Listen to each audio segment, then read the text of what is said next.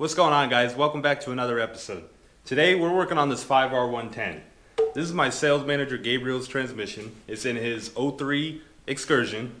It's making about 450 to 550 horsepower. That's all on paper. We have never put it on the dyno, so not 100% sure, but somewhere in that power range. We have built this previously. It's got about a couple thousand miles on it. We got about a year on it. And if you reference back to our Sin City Diesel and Off-Road page, we actually did a build video of this already. And the reason it's out right now is I suspect we have a direct clutch failure. This is a clutch that's on in 5th gear. So, you know, when you're doing a highway pull, you get into the gas. It's got a lot of load on it. Very common for these failures, but really what I think is, this is all conjecture. I'm just kind of thinking right now, but from what's happened, and we've had one failure on the direct clutch already on this unit. I think we finally put some time into the diagnostic of this truck. It's just been really backburnered, unfortunately. But we think we found that it's actually a harness problem on the engine side and not so much a transmission. But who knows? We're going to tear into it and figure it out, make sure everything's good. You know, whenever's broken, we'll fix. But I think we'll just go ahead and tear into it, and then after that we'll show you guys what we did on the truck side and why we did that, and then hopefully if all works out we can go on a test drive and see how she runs afterwards. This won't be a tutorial video or build video. This will be more or less just kind of showing you guys, you know, a rough overview of a 5R110 and what goes into how I would build one. Now this is our R&D unit, meaning this isn't something I use as production. I don't offer it to customers at my shop. So some of the tools you're gonna need are this Transgo pump alignment kit. Basically it consists of a kind of like a bushing kind of deal. But what it does is it lines up the two pump halves, which is this right here, along with these pins. So eventually we will do like an actual 5R110 rebuild video and cover everything, but you know. And this is another tool for the pump as well. This the two pump halves kind of want to do this at all times.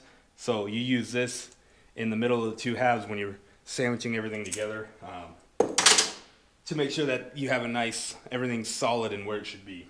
Outside of that, I will say I bought this tool on Amazon. I actually have an actual like real spring/piston compressor on order, but this Amazon special that I got for like $30 has actually really served me well. I've used it on Allison builds. I've used it on 5R110 build, 48s. I've used it on the 68s. I've really got my money's worth.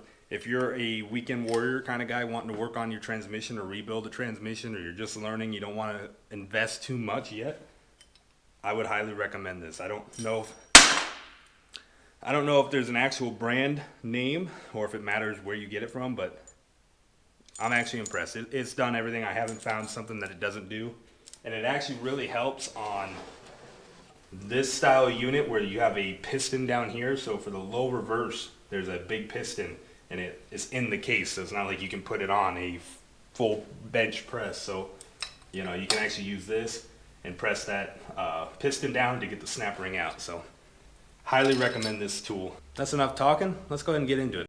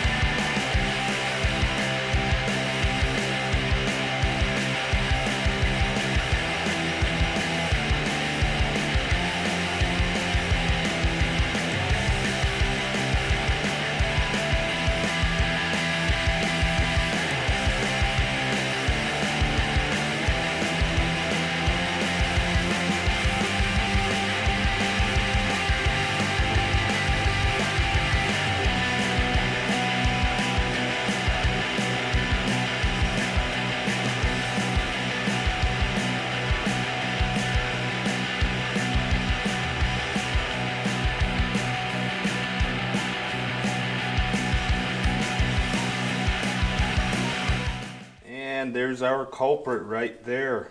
These direct clutches, they're the ones that are going to take all the beating.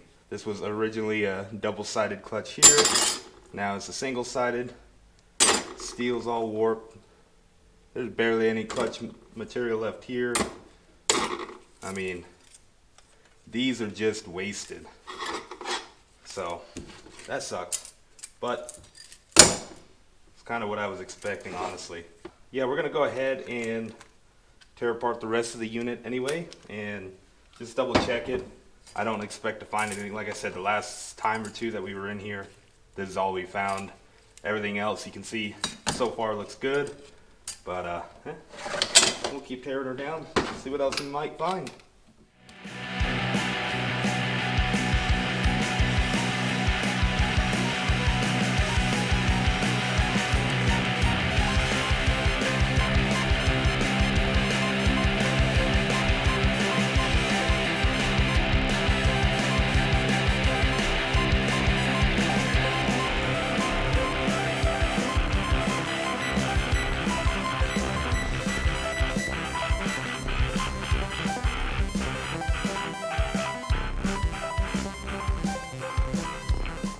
Alright guys, so excuse the noise, you might hear some banging, whatever. They're doing some painting, some work on the building.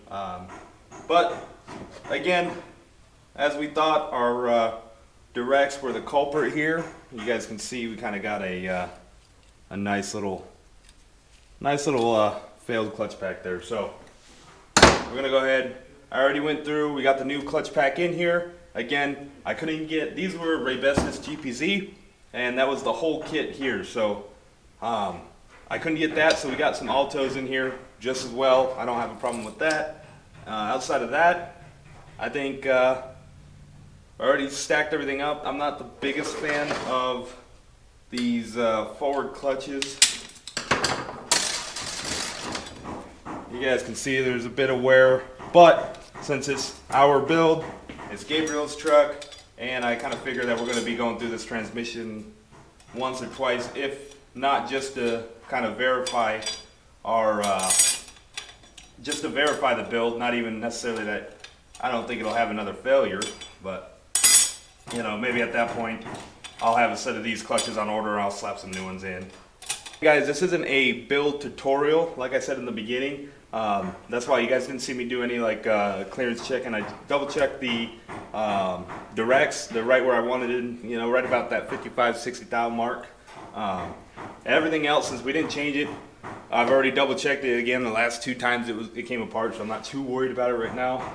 As far as the build goes altogether, we have a billet input shaft. This is not the miraging input, this is the 300M. This is just like a basic billet input shaft. Because his Excursion is 2-wheel drive and it's lighter than a truck, more or less, I'm not too worried about running, you know, not running a 300M input shaft. If it was like a 4x4 lifted, you know, making more power maybe even, I'd probably step up to the bigger, the heavier duty input shaft. But when we originally built this, it wasn't really worth the cost for us. Outside of that, the basic build, we were running a full Raybestos GPZ clutch pack, and in most of those clutches they're going to add, or in most of the clutch packs they're going to add a clutch or two, but the directs they add 2 clutches, both Alto and the GPZ. I believe in the intermediate they're adding a clutch, I believe in the overdrive they do, in the forward they add 1. Besides the fact that they add a clutch, the biggest difference is just the design of the clutch. These are meant to hold a little more power. They got a thinner steel, so you can kind of, that's where you kind of get that extra bit of room to add the clutch packs. I got a new bearing kit now that we're going to replace a couple of these bearings. One of the other things that's kind of major on these builds is this shim here, which goes behind the forward clutch hub bearing, I'm sorry. There's this little shim, I believe it's only about, you know, very thin, but what it does is it takes up the extra slack. These transmissions are built pretty loose from the factory, and this just kind of gets the whole end plate a little tighter. The biggest thing for that is you don't want this is your direct drum, and again, since this is so problematic, you don't want that extra bit of slack where if you see right here, that's the amount of room you have. This is the two sealing surfaces. This is where the oil goes in to apply your direct clutches. And then this is the center support, and these are where the two rings are that seal, and then the fluid goes out here. So the biggest thing is you don't want any sort of slack. That moving around just gives you just enough to have a fluid leakage, and then that's when you wipe out your directs. So that's one of the basic things in the Superior, won't call it a shift kit, but their trans upgrade package. Outside of that, we have the Superior upgrade package in the pump assembly.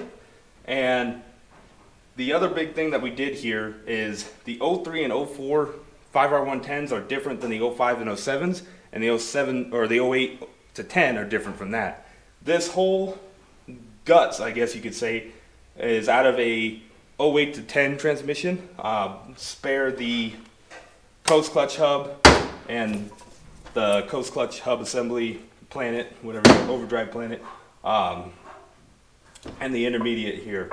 Reason being is the original 5-pinion, if you guys reference back to the Sin City video on the original build on this transmission, somehow or another when I set it up, I don't know if I got it in right, but I ended up wiping out the coast clutch hub, the clutches, and the this hub, this planetary set here. So this is still out of the 0304, but the biggest differences are the pump has just a few bit of oiling upgrades as far as converter knockdown pressures, things like that. The clutches that you can get for the later models are more widely available. Also, there's some upgrades, I believe, in this planet, the reverse planet, something like that. I had the transmission as a core sitting, so I went ahead, we had it, and put it together that way. I think we're pretty good to go. I got new bearings, we got the new seals. We'll go ahead and get this stacked up and get this trans together and get it running.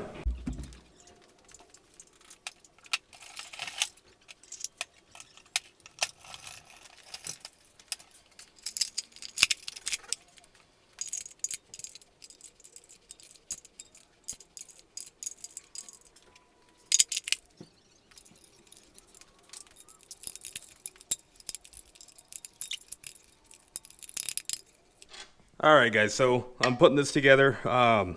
One thing I just want to touch on, and it's a big thing pretty much in any transmission build, doesn't matter what it is, but anytime you have a snap ring like this, sometimes there's a direction that they prefer you to put it in, sometimes there's not. When there's not, the biggest thing is I like to do is I never like to have the ends out in an opening, right? So you see I could even move this over some, really. Oh man, that's too much, of course. But you don't want the end out kind of like this right here,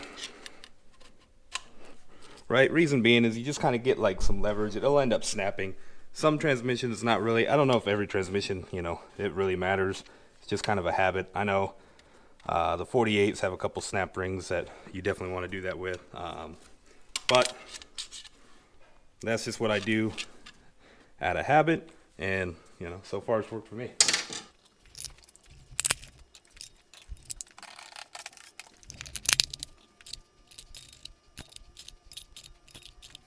All right, so we got the trans back together. I got the final bearing that I was waiting on, the one that goes in between the pump stator and the coast clutch housing. All I got left to do is the trans pan install. I didn't end up replacing the filter because there wasn't any junk. Again, a lot of what I'm doing here is different than what I'd be doing if it was a customer build. This is a shop build, you know, this is for Gabriel's transmission. So, you know, there are some corners that we'll cut to save some costs. We will do like a 1,000-mile fluid and filter change, and that'll kind of cover replacing this. One of the things I didn't cover on the build, what I did too when we did the initial build, was we went with the 6.4 style trans filter. Then we made some custom -8 lines that go direct to the trans cooler to bypass that toilet paper style filter, and we also had to do the 6.4 pan. The pans are different for 6.4 and the 6.0, even the aftermarket, like the Mag High-Tech, Gurin, whatever. I learned that the hard way. So if you are going to do this conversion, I highly recommend it, but you do need to get a 6.4 transmission pan. So we're going to get this back together, and hopefully in the next day or so, Gabe will get it in his truck, and then we'll take you along for a little ride and see how it holds up and what we did. Hopefully fix this problem so this won't have to come out with another burnt set of direct clutches. So let's check it out and see what happens. All right, guys. So it's been about a week since we put this trans together. The other day, Gabe and Victor went ahead and threw it in the truck, and I'm gonna let Gabe explain what we did on the engine side. Like I said, there were some changes we did that I think are gonna greatly affect how the trans runs. Hey, what's going on, guys? So here on this excursion, we're running into a couple different issues before, as far as not boosting, and then we tracked down, make sure there's no boost leaks and whatnot. That all checked out good, so we fall into the next part. We changed the EBP sensor. We actually ended up changing the whole harness, because we found out that we were running the 05 and up harness on the 04 excursion because we're trying to update everything. However, on this application, we ran into a couple different issues as far as communication with the harness. The reason we went with the updated harness when we initially put this truck together was the 03, 04 excursions, they come with the older style H-pop system with the round H-pop, which are known to fail. So I had another engine with the updated H-pop that we rebuilt and we put in this. And in my thought process, it made sense that since we relocated the ICP sensor to the valve cover versus the H-pop cover, that we could use the updated harness, basically out of an 05 to 07 Super Duty truck. There's a lot of differences that we found out in the 03, 04 excursion harness. I think it's mainly the excursion is different. So we went ahead and put the right harness on here, and it actually cleared up quite a bit of the issues, a lot of the boosting issues. Yes. We're getting proper ICP reading now. We're getting proper EBP reading now that we weren't getting before. Yep. However, we're still getting a bit of a 2-3, 3-5 shift bind up, aren't we? Yeah. We're right at those gears where she's got a little bit of a hard shift, and it's in and out of him. Yeah, and we even tried the relearn on the scanner. We tried the relearn where you unplug the battery, touch together, let it sit for 10 minutes, and then all this. Apparently it's still not working, so unfortunately we still have some sort of issue with the transmission, or something's going on. So right now it's in the shop again, because when this guy and his buddy put the trans in, as you guys are going to see here, there's something was a little loosey-goosey. Well, let's say we were trying to rush at the end of the day, and I guess we're... Excuses. Didn't... No, but that's just like right. on my truck, that's what happens when you try to rush something. Yep. We don't rush things here at the shop when we're working on customers' stuff, but it's always our stuff that we're rushing. But Yep. And so every torque to spec. Yeah, exactly. Tied it the way it needs to be. So now we're going to go ahead. We got a new flex plate we're going to throw in here. We got to rethread some of the bolts on his converter. And I got another 6.0 out back that I'm working on the motor on. That's mine.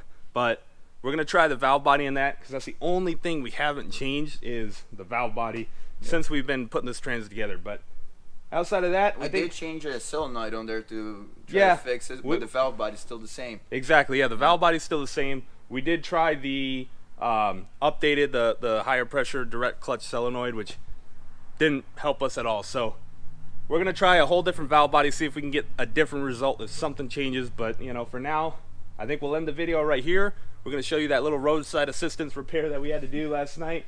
But, yeah, guys, appreciate you watching, and look forward to seeing some more of this 6.0 on the channel. Let me know if you guys like it. Right on. But, yeah, that's that, boys.